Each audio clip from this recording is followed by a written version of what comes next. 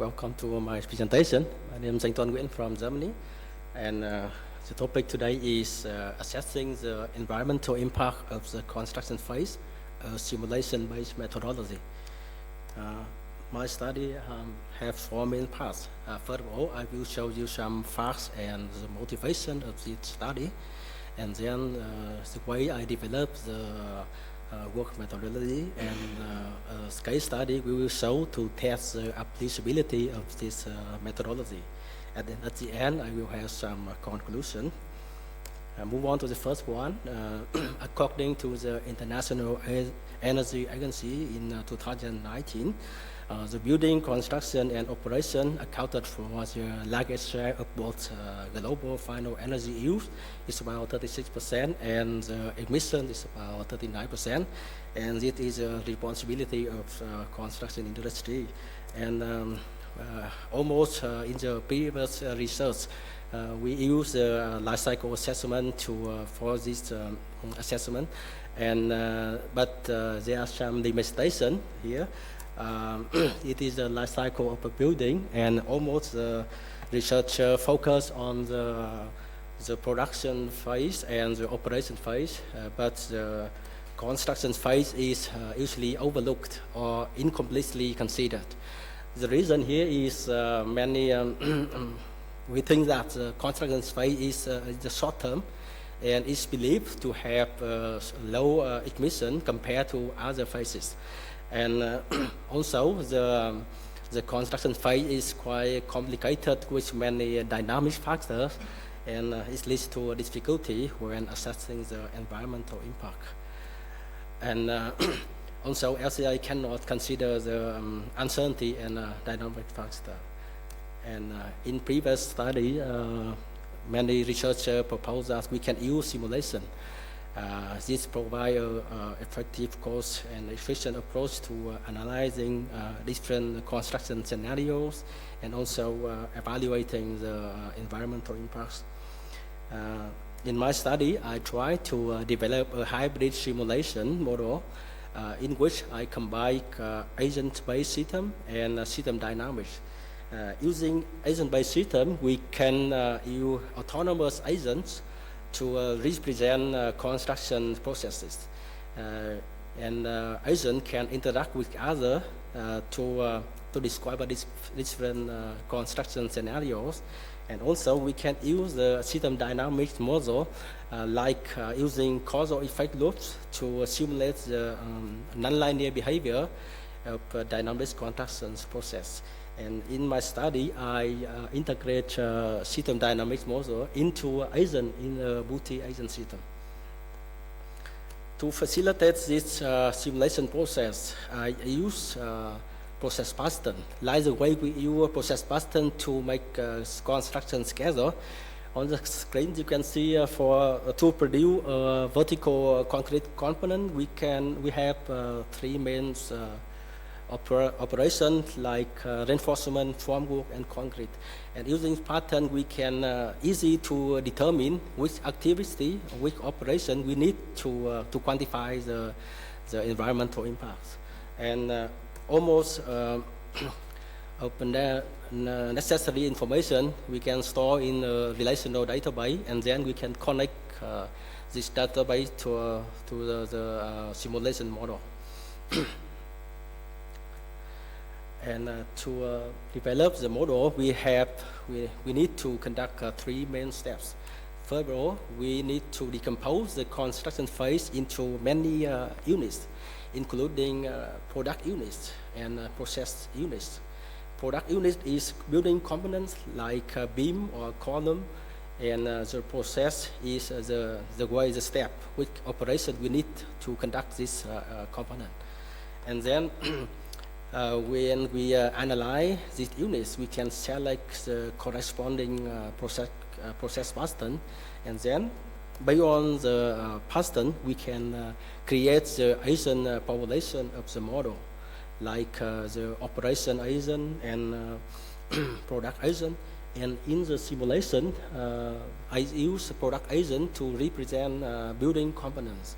And also operation agent I use to simulate the process. And we also have construction resources. We can use resource agents. And I use system dynamic to simulate the causal effect relationship between inside its agent. And here is the structure. We need the input data, including building components we can take off from BIM model. And also we need planned construction resources like machinery or material and workforce. And also we need the database for process patterns and the database for LCE. And in the simulation, we have the product and operation agent, and this agent can be set.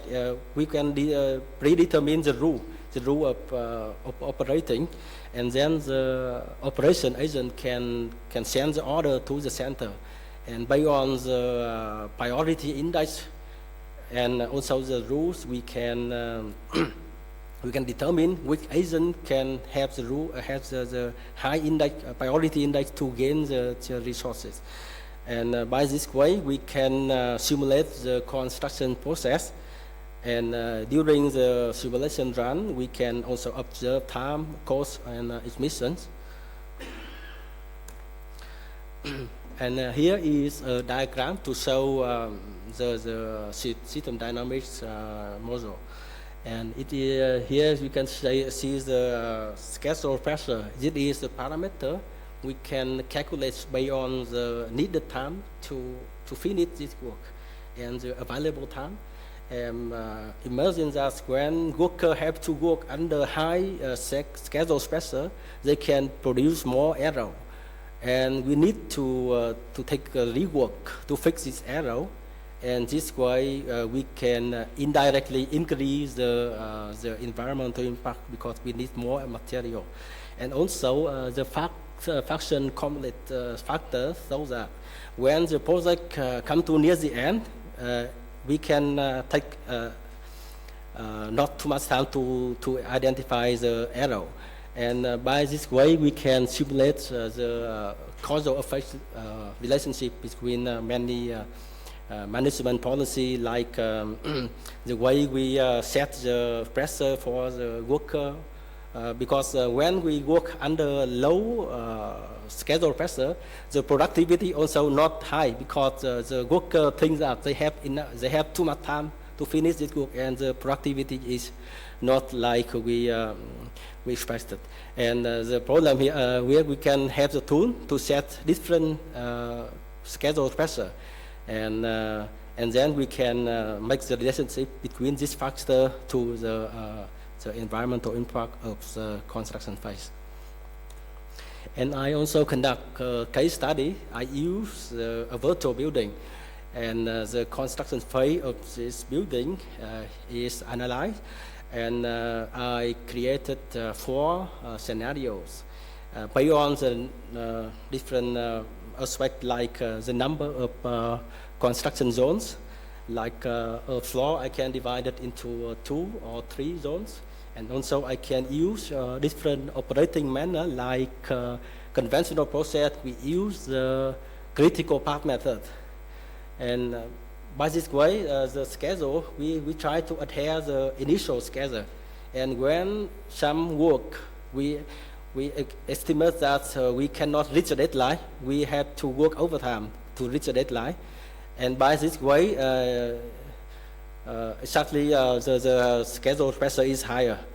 And other way, we can use lean process, lean methods, like last planner system, or we can have the flexible schedule. We can adjust the schedule based on the available construction resources.